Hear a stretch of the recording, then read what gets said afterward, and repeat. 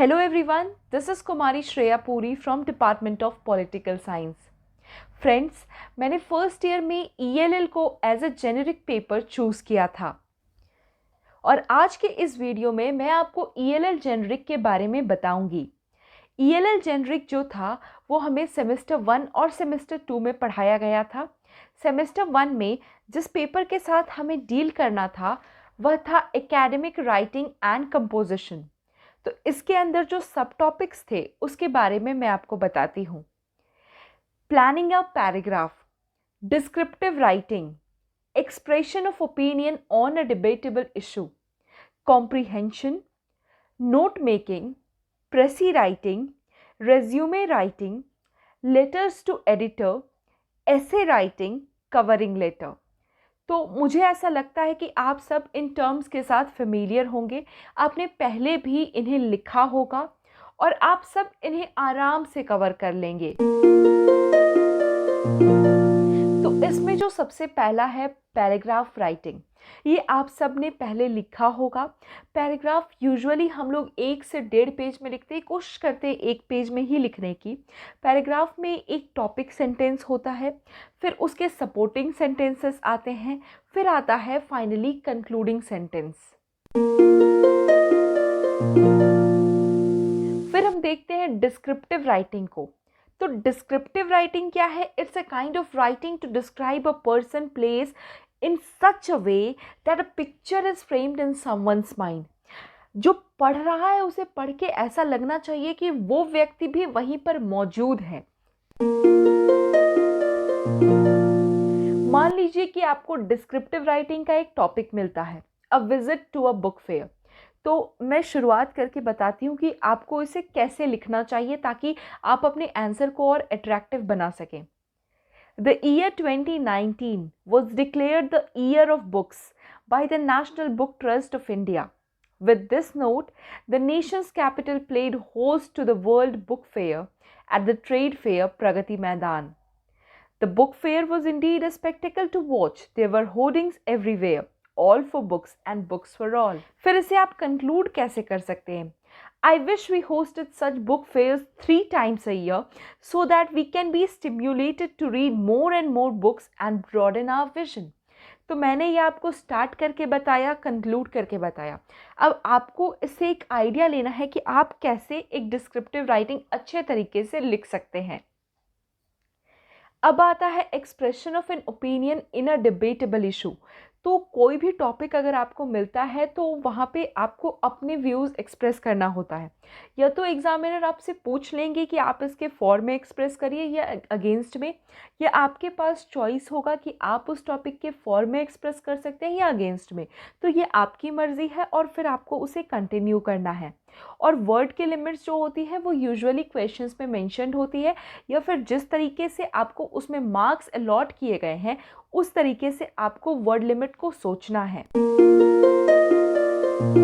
Comprehension तो आप सबको पता ही होगा कि उसमें क्या होता है। एक पैराग्राफ होता है, पैराग्राफ से क्वेश्चंस होते हैं और आपको उन क्वेश्चंस को बनाना होता है। तो वो आप सब इजीली कर लेंगे, वो आपने क्लास 12 तक भी किया हुआ है। फिर आता है नोट मेकिंग। तो नोट मेकिंग भी आप सब ने किया होगा, या अगर आपको नहीं भी आता तो आप इंटरनेट पे नोट मेकिंग सर्च करें, आप काफ़ी आसानी से इन चीज़ों को कर पाएंगे। जब भी हम नोट मेकिंग करते हैं तो नोट मेकिंग करने के बाद हम एक समरी भी मेंशन करते हैं। तो इस चीज़ को ध्यान दें, आप अपने कंसर्न टीचर्स से पूछ लें कि नोट मेकिंग में समरी करनी होती है या नहीं। फिर आता है प्रेसी राइटिंग। तो जो प्रेसी राइटिंग है इसे बहुत लोग समरी से कंफ्यूज करते हैं कि प्रेसी और समरी में क्या डिफरेंस है। तो जो प्रेसी होता है, अगर मान लीजिए कि ओरिजिनल पैसेज 200 वर्ड्स का है तो हमें 50 वर्ड्स में उसे शॉर्ट में लिखना है, लेकिन उसमें हम कोशिश करते हैं कि जो पैराग्राफ है उसे समझकर हम अपने वर्ड्स में लिखें, तो फिर वो प्रेसी कहलाता है। प्रेसी में हम पैराग्राफ के ओरिजिनल वर्ड्स को कॉपी नहीं करते, आइडिया सेम रहता है। प्रेसी लिखने के बाद हमने कितने वर्ड्स में प्रेसी लिखा उसे भी हमें नीचे मेंशन करना होता है, और बहुत जगह प्रेसी के लिए एक सजेस्टेड सूटेबल टाइटल भी आपको अपनी मर्जी से देना होता है। लेटर टू द एडिटर जो है इससे आप सब फेमिलियर होंगे, तो ये मुझे बताने की ज़रूरत नहीं है, फॉर्मेट आप इंटरनेट से देख सकते हैं। मैं एक क्वेश्चन दे देती हूँ, किस तरीके के क्वेश्चंस आते हैं ये आपके दिमाग में आ जाएगा। जैसे write a letter to the editor of the newspaper commenting on reckless driving in the city. ऐसे से भी आप सब फेमिलियर हैं। रेज्यूमे का फॉर्मेट आपको वीडियो में बताना मेरे लिए पॉसिबल नहीं है, इस वजह से आप रेज्यूमे का जो फॉर्मेट है वो आप नेट से देख सकते हैं या किसी भी स्टैंडर्ड बुक से देखेंगे तो आप उससे इजीली कर पाएंगे। कवरिंग लेटर जो होता है, कवरिंग लेटर आपको किस तरीके से आता है ये मैं आपको थोड़ा सा ब्रीफ कर देती हूँ। मान लीजिए कि एक क्वेश्चन दिया हुआ है कि travel today a monthly magazine is hiring journalist, apply for the same giving your details. तो आप इसमें कैसे स्टार्ट करेंगे? तो आप इसमें अपनी कॉपी के लेफ्ट हैंड साइड से स्टार्ट कीजिए, अपना नाम लिखिए। मान लीजिए अगर आपका नाम रानी है तो अपना नाम रानी लिखिए, उसके नीचे अपना एड्रेस लिखिए, हाउस नंबर 12, डंगरा टोली, रांची। ठीक है, फिर पिन भी दे सकते हैं आप। उसके बाद डेट लिखिए, डेट लिखने के बाद एक लाइन छोड़िए, फिर लिखिए the chief editor travel today Ranchi. उसके बाद एक लाइन का स्पेस छोड़कर REGD। उसके बाद लिखें application for the post of journalist, advertisement number 008/20, क्योंकि ये 2020 है। ट्रैवल टुडे, डेटेड, आप अपनी मर्जी से कोई भी डेट दे दें, जिस दिन आप लिख रहे हैं उसके पहले का 10 दिन पहले का दे सकते हैं डेट। मान लीजिए कि आप कोई भी जो भी डेट आज डाला है उससे 5 दिन पहले का डेट दे दीजिए। Respected sir, with reference to your advertisement number this, travel today dated this for the post of journalist, I would like to present my candidature for the same. I would hereby like to apply for the post of journalist in your magazine.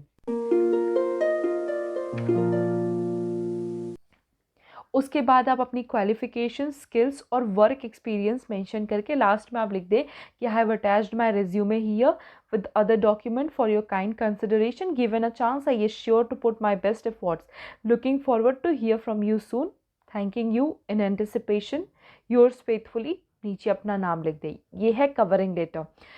आप covering letter का भी format net से देखें तो वो ज़्यादा अच्छा होगा। यूजुअली किसी भी चीज़ में अगर आप इंटरनेट की मदद लें तो वो अच्छा होता है। टीचर्स जो बताते हैं साथ के साथ इंटरनेट से आप मेहनत करें, अदर सोर्सेज से भी मेहनत करें। वैसे तो जो भी टीचर्स बताते हैं वो काफ़ी होता है एग्जामिनेशन पॉइंट ऑफ व्यू से, लेकिन आप अदर सोर्सेज की भी हेल्प लेंगे तो आप थोड़ा सा अपने आंसर को क्रिस्पी बना पाएंगे।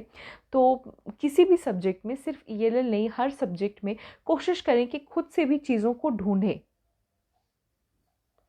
रही बात वर्ड लिमिट्स की, तो वर्ड लिमिट्स के लिए अगर आपको पैराग्राफ आता है तो पैराग्राफ जनरली जैसे हम एक पेज में लिखते हैं। अब आपको ऐसे राइटिंग अगर आता है 10 मार्क्स का तो आप उसे 2 से 3 पेज में लिखेंगे, या आपको एक समझ अपनी होनी चाहिए कि हमें अगर ऐसे राइटिंग आया है 10 मार्क्स का तो उसे हम कितने वर्ड्स में लिखें। आपको खुद मार्क्स देख करके समझ में आ जाएगा कि आपको कितने पेजेस में अपना आंसर लिखना है और किस तरीके से लिखना है, उसमें क्या इंक्लूड करना है। और टीचर्स ने भी आपको ये सब कुछ बताया ही होगा। तो मैं आशा करती हूँ कि इस वीडियो को देखकर आप ELL के पेपर 1 के बारे में अच्छी तरह से समझ चुके होंगे। अगर आपके मन में कोई भी डाउट्स हैं तो आप नीचे कमेंट बॉक्स पर हमें बताएं, हम आपकी डाउट्स को सॉल्व करेंगे।